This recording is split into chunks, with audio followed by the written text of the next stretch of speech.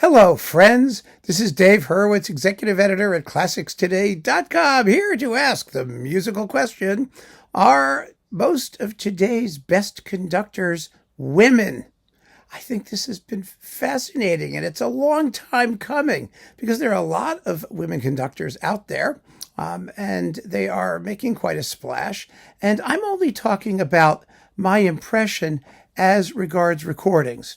And actually, I think this is a good perspective because most artists these days, I mean, aside from the fact that everything in the universe is on YouTube and whatnot, don't get to actually make recordings until they've achieved a certain level of professional accomplishment or achievement. They just don't, because there's a certain financial risk, and there's the publicity angle, and it means, in a sense, or it used to mean, maybe less now than it did, that the artist has arrived at a certain point.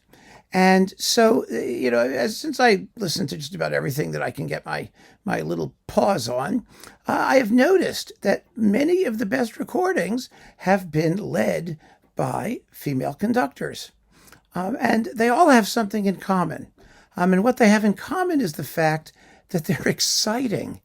I mean, they're really, actually interesting to listen to. And that was driven home to me recently by the release of the Tchaikovsky Fifth and Sixth Symphonies, featuring Karina Kanellakis with the London Philharmonic. I mean, she's made some terrific records for Pentatone, but now these live recordings, boy, were they good. And they were good in repertoire, Tchaikovsky, which is kind of in the doldrums in terms of the way Tchaikovsky is being interpreted lately.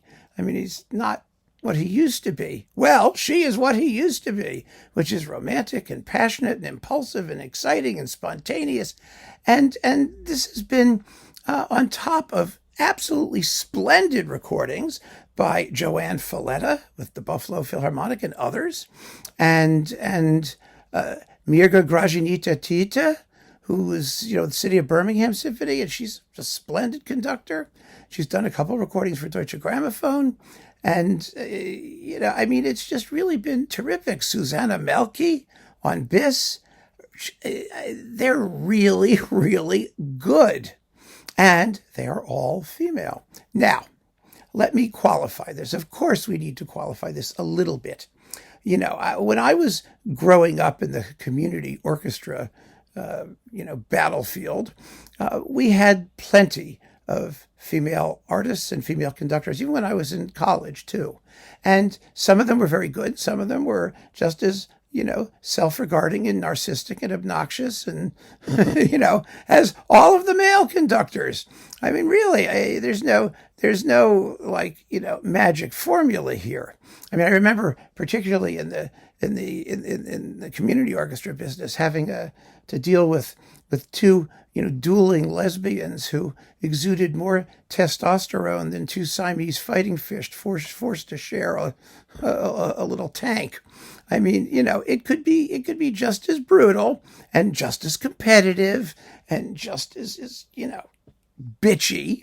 And that's not a female term in the arts, by the way, as anything. So, I'm not trying to make a gross generalization. Well, it is a generalization. It is somewhat generalization. But here, as I'm pointing out, and as I mentioned, in terms of the winnowing process represented by recordings on important labels of standard and unusual repertoire, the ladies seem to have it over the men. And I really am curious as to why. And so I did a little digging.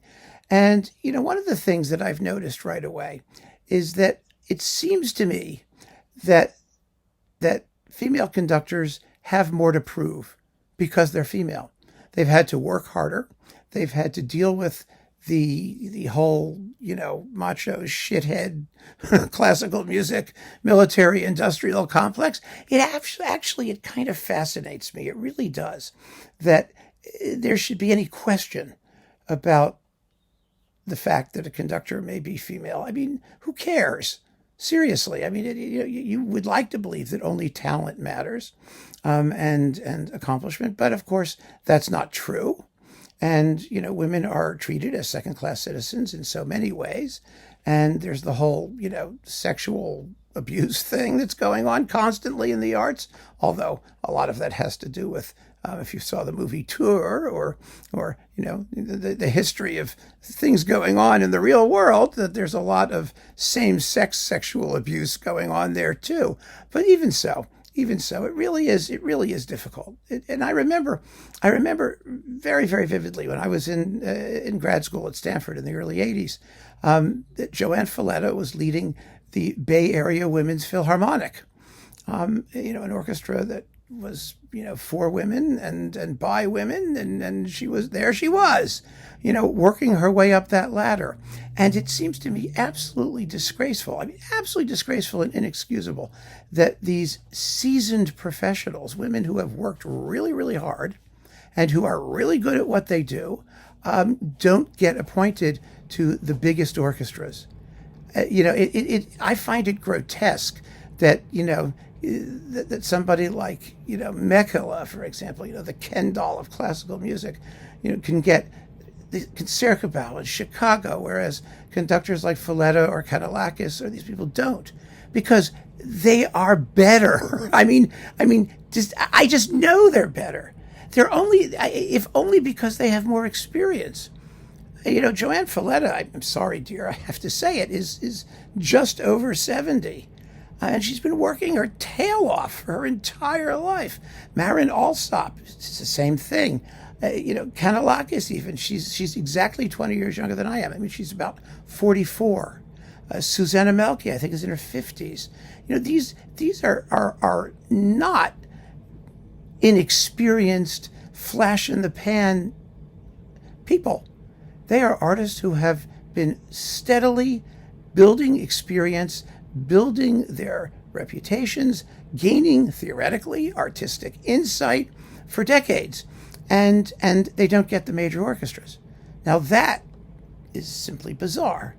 But they do get to make recordings. And that's why we have this sort of disparity between the excellence of what's on record and the strangeness of what is happening live. I mean, they'll get hired, as the token female for guest appearances with major orchestras. That will happen. Or like Mirga Gražinytė, she'll get, the City of Birmingham Symphony, provincial orchestra, a very good one, but still not the big appointment. We're still away from that, a ways away from that. And I find that galling. I really do, because for every, Gustavo Dudamel, or Klaus Mekhala, or whatever they are, there are these teeny boppers, these little boys.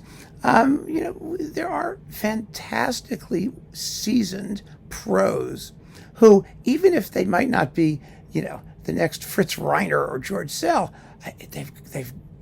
they've got reams of professionalism on these little boys. But they would much rather hire some young flash in the pan, matinee idol type than get a really thoroughly experienced pro to lead their orchestras. I mean, does that make any sense to you? It makes no sense to me. But the records speak for themselves. The recordings speak for themselves. And I am absolutely convinced that some of the most exciting stuff happening now is happening with female conductors. Like I said, the reasons, is it because they have something to prove? Is it because they're simply more experienced? Is it because maybe just the fact that they're female? There's sort of an interesting sort of trade-off. On the one hand, they're not going to get the big positions with the major orchestras, but on the other hand, they are a novelty simply by virtue of the fact that they're female. So there is a certain opportunity out there for them to make an impression, even if it isn't the kind of recognition that perhaps their talents deserve. It all works both ways. There's sort of a balancing act going on there. And if any of them out there want to sort of, contribute their opinion on what it's like to be a female conductor in this business, I'd be very interested to hear it. Of course, you'd have to be honest, which, you may not want to be for professional reasons. What are you doing, Finster? Finster is attacking something hanging in the door. Okay, fine. But the point is, I think we're living in a very exciting time in this transitional phase. I mean, I remember when I was a kid, there were always female conductors out there. You know, there was Sarah Caldwell, who was like a nutcase. There was Antonia Brico in Denver. There were, there was Nadia Boulanger, God knows, and, some of the Imogene Holst. I mean, they were almost freaks in terms of, their rarity. And everyone was amazed that they could conduct. Why were people amazed? Why? Why is it? Did it make any difference? It's so hard to try and put myself back in that time and understand what the mindset could have been. Why were they shut out? I don't get it. I don't get it. But now, of course, for whatever reason, they are less shut out than they were. And it seems to me they're storming the barricades and breaking the glass ceilings, and choose whatever cliche you want. The recordings are pretty cool. Now, I also have no doubt that there will be many more recordings by many female conductors, and eventually it will cease to be a novelty and they'll become just as boring and uninteresting as most of the male conductors. That's a given. But for now, if indeed we are in a moment, I certainly welcome it. And I'd be very interested to have your opinion on this as well. So keep on listening, friends. Thanks so much for joining me. Take care.